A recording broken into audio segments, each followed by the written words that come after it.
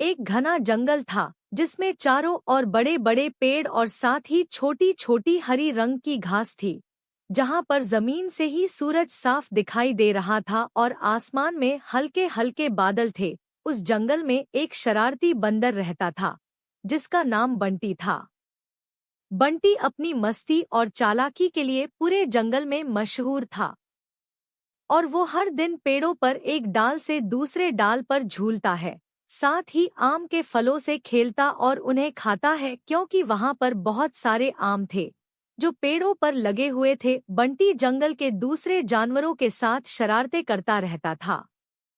बंटी को लगता था कि उसकी ताकत और फुर्ती के कारण वो हर चीज में सबसे बेहतर है और इसलिए वो छोटे जानवरों को ज्यादा ध्यान नहीं देता था। एक दिन बंटी आराम से एक पेड़ की शाखा पर बैठा हुआ था कि तभी उसने नीचे जमीन पर एक छोटी सी चींटी को जाते हुए देखा, जिसे प्यार से छोटी चिंटी के नाम से जानते थे। चिंटी बाकी चींटियों की तुलना में छोटी थी और वह एक केले के एक बड़े टुकड़े को ढोने की कोशिश कर रही थी। चिंटी बार बार गिरती और फिर से खड़े होकर अपने काम में लग जाती। यह देखकर बंटी को बहुत हंसी आ गई। बंटी ने कहा कि अरे चिंटी, तुम इतनी छोटी सी होकर के ये भारी काम क्यों कर रही हो? और फिर बंटी ने मजाक करते हुए कहा कि तुम्हारे पास तो ताकत भी नहीं है और तुम इतने बड़े बड़े टुकड़ों को उठा रही हो। फिर चिंटी ने मुस्कुराते हुए जवाब दिया कि बंदर भैया, हमें हर दिन अपने लिए खाना इकट्ठा करना पड़ता है ताकि बुरे दिनों में भूखे न रह जाए। हम छोटी जरूर हैं, लेकिन मेहनत करने से कभी पीछे नहीं हटते। बंटी ने इस पर हंसते हुए कहा कि तुम्हें क्या लगता है कि तुम्हारी मेहनत से कुछ बदल जाएगा? इतनी छोटी सी मेहनत से क्या फर्क पड़ेगा? चिंटी ने बंटी को एक नजर देखा और मुस्कुराते हुए बोली, भले ही मैं छोटी हूँ, लेकिन मेरे साथ मेरी पूरी टोली है। हम सब मिलकर बड़े से बड़ा काम कर सकते हैं। एक दिन तुम खुद देख लोगे, बंटी भैया।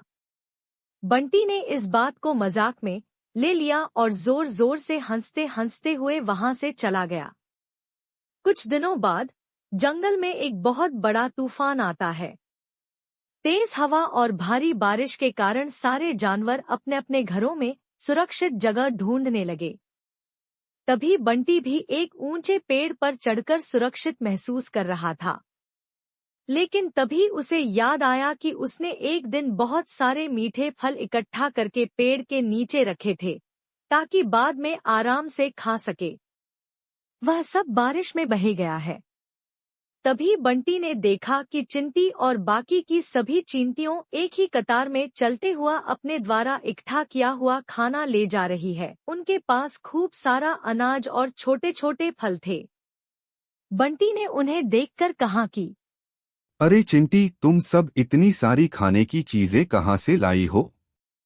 तो चिंटी मुस्कुराते हुए बोली, बंटी भैया, हमने तो बारिश से पहले ही मेहनत करके ये सब इकट्ठा कर लिया था। यही हमारी मेहनत का फल है। तभी बंटी को अपनी गलती का एहसास हुआ। उसे अब समझ आया कि छोटी छोटी मेहनत और तैयारी का कितना बड़ा असर हो सकता है। उसने शर्माते हुए चिंटी से कहा, चिंटी, मुझे माफ करना, मैं गलत था। मुझे लगता था कि सिर्फ ताकत और फुर्ती ही सबसे ज्यादा जरूरी है, लेकिन तुमने मुझे सिखाया कि मेहनत और तैयारी भी बहुत जरूरी हैं। क्या तुम मुझे थोड़ा खाना दे सकती हो? चिंटी ने तुरंत हामी भर दी। उसने अपने समूह को इशारा किया और चींटियों ने थोड़ी सी खाने की चीजें बंटी को दे दी। बंटी ने खाना खाया और उसकी भूख मिट गई। उस दिन से बंटी ने चींटियों की मेहनत और दृढ़ता को समझ लिया और उनका आदर करना सीखा। अब बंटी अपनी फुर्ती और ताकत के साथ साथ मेहनत और तैयारी पर भी ध्यान देने लगा।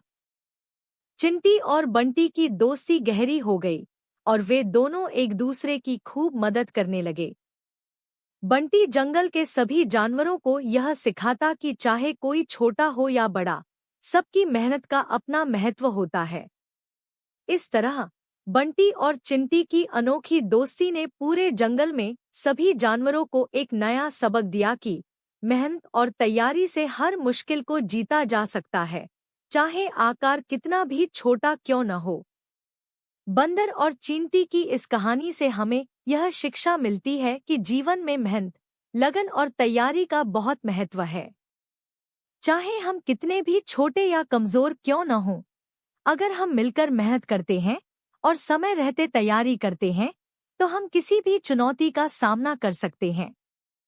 इस कहानी में बंटी ने अपनी ताकत और फुर्ती पर भरोसा किया, जबकि चींटी और उसकी टोली ने छोटी छोटी मेहनत करके भविष्य के लिए तैयारी की। जब कठिन समय आया तो चींटी की तैयारी ने उसकी मदद की, जबकि बंटी को कठिनाई का सामना करना पड़ा। इससे हमें यह सीख मिलती है कि मेहनत करने और समय पर तैयारी करने से जीवन में आने वाली मुश्किलों का सामना करना आसान हो जाता है।